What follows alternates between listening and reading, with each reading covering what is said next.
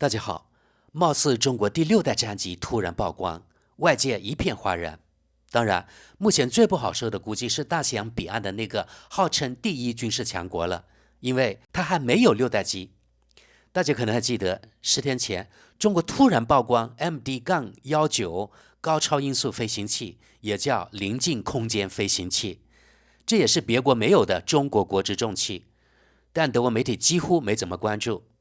这几年，中国的科技及军事技术遍地开花，军舰什么的像下饺子。这不，四川舰也刚刚下水。好，我们今天回到刚曝光的中国6代战机，据说它的功能特别强大，具有现代隐身能力，能突破地球大气层进行太空作业，还能通过人工智能自动驾驶等等等等。好，我们来看看德国《世界报》对此的报道。第一架3影城战斗机，中国首飞掀起轩然大波。配图说明，中国超现代化第6代战斗机的概念机，然而现在出现的款式又有本质的不同。在中国，一架新型战斗机突然出现在空中，专家们怀疑这是超现代化第6代战斗机的首飞。该机型可能具有许多特殊功能，甚至可以在太空中使用。时间点肯定不是巧合，在中国前主席毛泽东诞辰之际，一架独特的新型战斗机在光天化日之下出现在飞机制造商成都飞机公司附近的空中。社交网络的画面显示，一架所谓的第6代超现代隐形飞机正在进行首飞。这架飞机有许多特殊功能，北京希望研制出可以翱翔太空的战斗机。DefenseMirror.com 专业服务机构和其他专家认为，现有画面显示的是第一架装有3个发动机的现代战斗机。该机型没有传统的垂直稳定器，这使其具有特殊的伪装性能，可防止雷达探测。然而，行业服务机构 TheAvionics.com 指出，这可能不是第6代战斗机，而是新型 JH-XX 隐形轰炸机。由于目前没有来自中国的官宣，因此很难对此进行分析。这里有条全球防务机构的推文：中国最新一代第6代战斗机今天成功首飞。这种最新一代战斗机采用无尾三角翼设计，外形呈圆滑的三角形，有3个进气口，2个侧挂式固定几何进气口和1个背侧进气口，用于在超音速或持续高空飞行等极端情况下使用高性能发动机。我们可以看到为数不多的几条评论中有2条都提到所谓的德国发展援助，这是酸葡萄德国人使用频率最高的评论。我们回到德国《世界报》的报道，迄今为止，美国一直是秘密研制新型军用飞机的国家。美国最大的国防承包商洛克希德马丁公司拥有自己的部门，名为臭鼬工厂，专门负责绝密项目。随着中国新军事模式的出现，北京正在向世人展示中国工程师已不再落后。诚然，美国国防公司也在研制新型第6代战斗机，不过尚未有一种型号进行过试飞，至少没有照片。军事博客中关于该机型装有3个发动机，可能执行多用途任务的猜测引起了轩然大波。有了3个发动机，就有可能实现更高的速度、更大的机动性和独特的飞行动作。发动机的数量也将提供更大的安全性。如果只使用1个发动机，就可以进行省油的长途飞行。作为比较，德国空军也在订购美国的 F-35 隐形喷气式战斗机，它只有1个发动机。欧洲战斗机或美国最强大的战斗机 F-22 以及俄罗斯的许多战斗机都有2个发动机。首飞的画面显示，伴随该机型的是中国第一架隐形战机歼20，这是所谓的最先进的第5代战斗机。多年来，人们一直知道中国正在研制第6代机型，该项目被命名为白帝，其背后是中国政府称霸领空和近地空间的野心。根据当前的信息，该机型能以超音速飞行、短暂突破地球大气层进行太空作业，具有现代隐身能力。机身内有大型武器舱，人工智能实现自主飞行和无人机护航。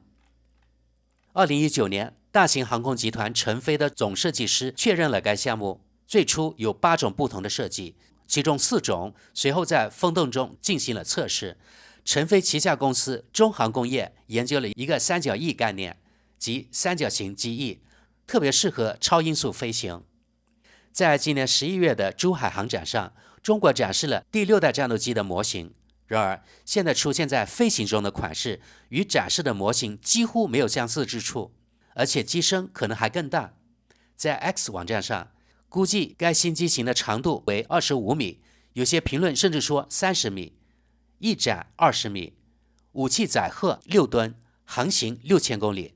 那么，中国的这款飞机比美国最强大的型号 F-22 更大。好，朋友们，我们现在来看看网友们的评论。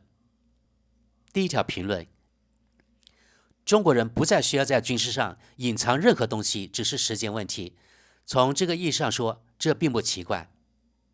下一条评论：我必须毫不嫉妒地承认，我们德国的发展援助显然用对了地方。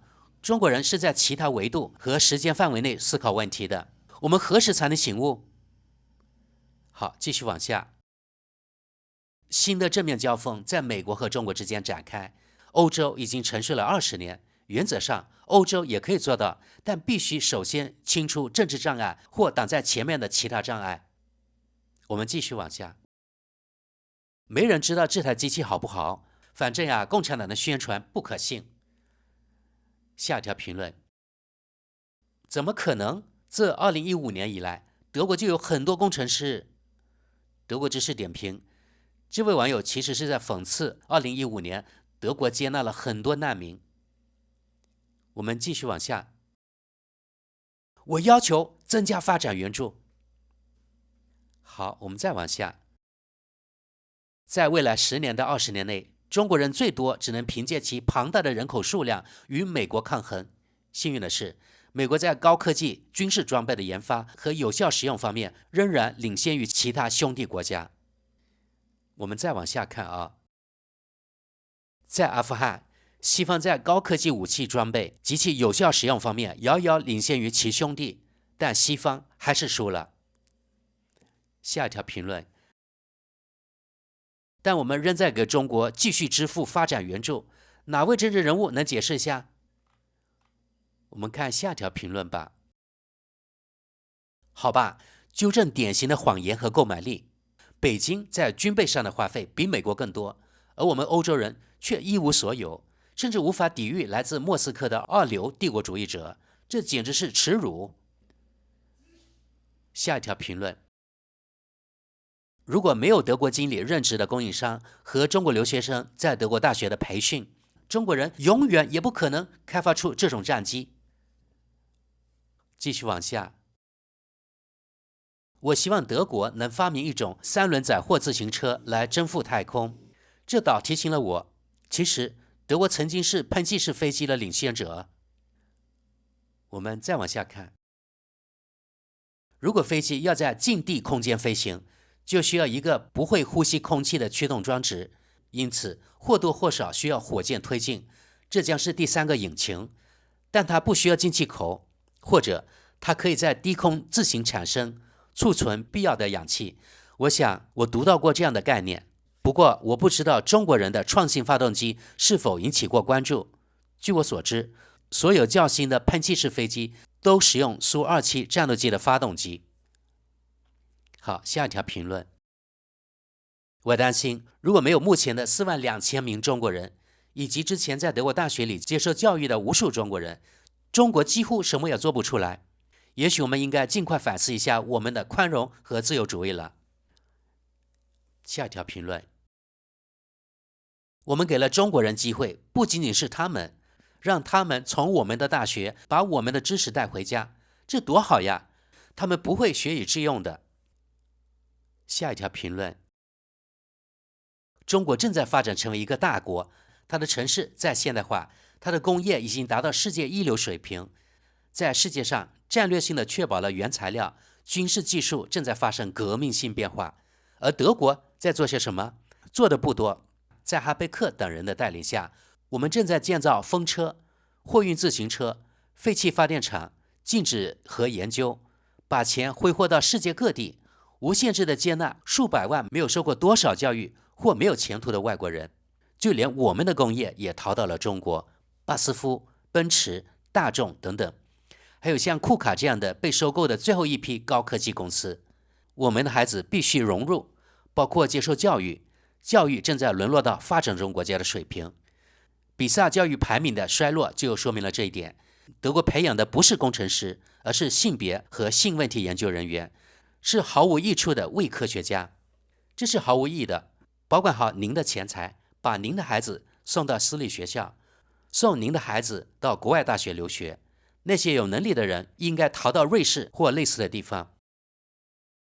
下一条评论：当西方日益沉沦于颓废和不想付出，解决错误的问题，沉溺于粗俗的政治讨论时，中国正在成为人工智能、量子技术、航空等等等等。换句话说，所有未来技术领域的领导者。换言之，在所有未来技术领域，中国都处于领先地位。在未来技术领域，欧洲和美国正变得越来越无足轻重，因为学校教育越来越差，大学水平越来越低。沙特阿拉伯、海湾国家和中国才有未来，那里才是有钱并有意愿将其用于未来技术的地方。我们接着看跟帖。不，美国肯定不落后，你完全错了。尤其是沙特阿拉伯和海湾国家，他们简直就是在沙子上盖房子。我们继续往下。有些人努力在技术领域、军事领域称霸，确保最重要的原材料，而我们是道德上的世界冠军，不能把罪犯或杀人犯送回他们的祖国。我们往全世界大撒币，尽管我们自己也急需用钱。我们独自拯救世界气候，而其他人却不屑一顾。我们再往下。我漏掉了几个关键问题。要上升到近太空，高度超过25千米，它需要燃料，3台发动机，空间更小，重量更大，需要的燃料更多。这架战机的优势是什么？是什么造就了这样的第6代战机？6000公里的航程不需要加油？那可是一大堆燃料啊！这些消息来源是真的吗？还是中国的宣传？下条评论：他们使用德国工程师发明的一种新型秘密电子燃料利氡来飞行，这种燃料几乎没有重量。我还感到困惑的是，第3台发动机除了运行和维护费用更高外，还能达到什么目的呢？难道它是一种未知的发动机？我们继续往下看。德国空军刚购买了30多年前研制的欧洲战斗机 Eurofighter， 这是德国的进步。下条评论：已经定了，我们落后了，我们再也追不上去了，除非我们在核聚变方面取得突破，但我们不被允许这样做。我们继续往下。在所有先进的技术和高效的能源形式，在德国都被妖魔化并遭到反对后，只能说欢迎来到发展中国家，晚安。我们再往下看。在中国，现在感觉有点落伍了。中国人现在所取得的成就令人惊叹，采用、适应和改进，看起来就是这样。下一条评论：中国人现在在技术上远远领先于我们，唯一对此表示怀疑的是那些从未去过中国的人，他们仍然认为德国遥遥领先。我们继续往下。我只是想知道中国人又是从哪里抄袭来的，因为他们也只会那么多，不是吗？我们再往下看。在中国，一种新型战斗机突然出现，而在欧洲则提前数年宣布，这使得中国人更容易获得信息。学生们邪恶的舌头会成为谣言的间谍。学生们有足够的时间掌握相关公司的学位论文、毕业论文或实习机会。下条评论：如果我们自己在各个层面都被资本主义、共产主义者赶超，那我们就完全出了问题。但是我们的绿色左翼觉醒的道德科学正在不可动摇地引领世界，我们面前是一个人人富裕的阳光灿烂的未来。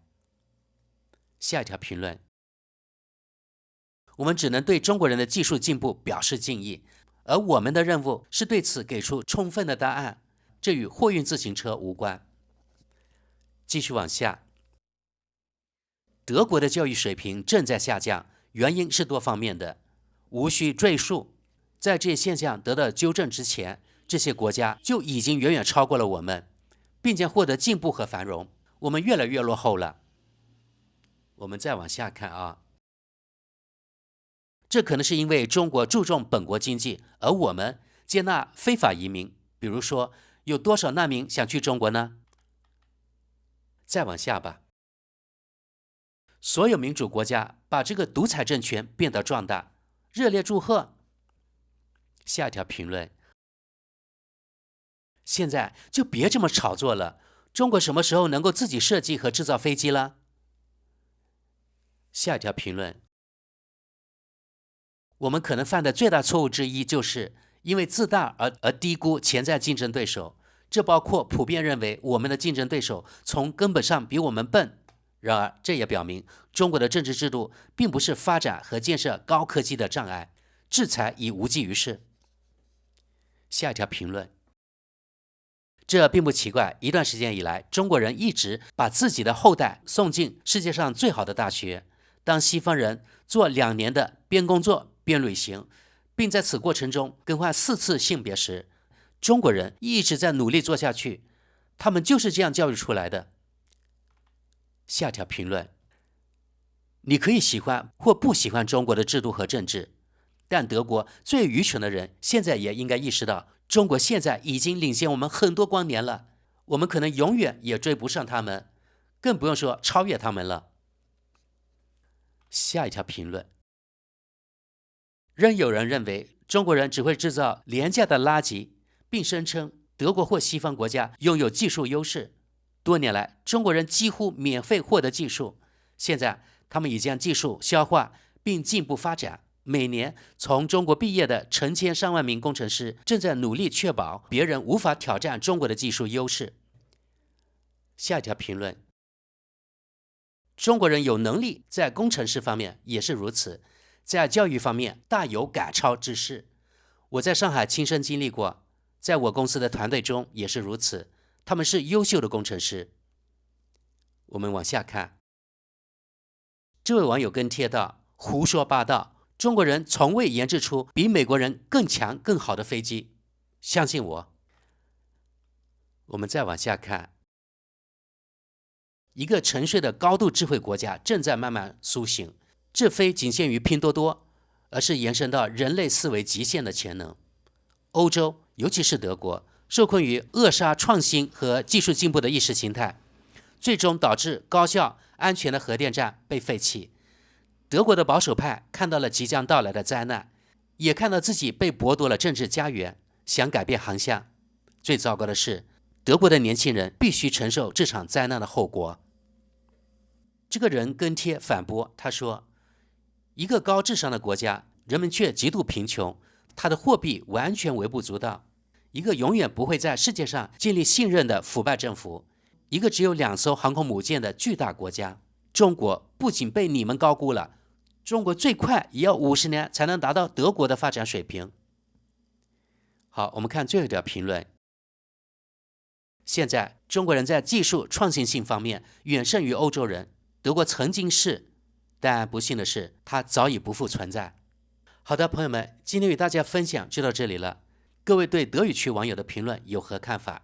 请在下面留言。好，我们下期见，拜拜。